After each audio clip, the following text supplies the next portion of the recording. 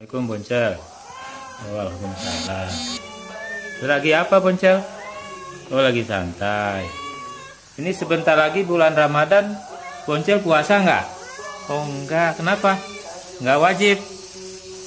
Oh iya, enggak, kan binatang nggak ada syariatnya ya. Iya katanya. Jadi yang wajib siapa yang wajib puasa? Hah? Siapa? Yang wajib puasa siapa? Hah? Siapa? Jawab. Siapa yang wajib puasa? Oh, orang yang beriman maksudnya. Maksudnya orang yang beriman Islam ya? Iya. Iya. Iya katanya. Oh, jadi orang yang beriman Islam hukumnya wajib ya? Ya. Iya. Iya. Iya katanya hukumnya wajib. Orang beriman Islam kalau sudah memenuhi syarat, mereka sudah harus melaksanakan ya puasa Ramadan. Hukumnya apa Boncel? Kalau misalnya orang yang meninggalkan puasa Ramadan?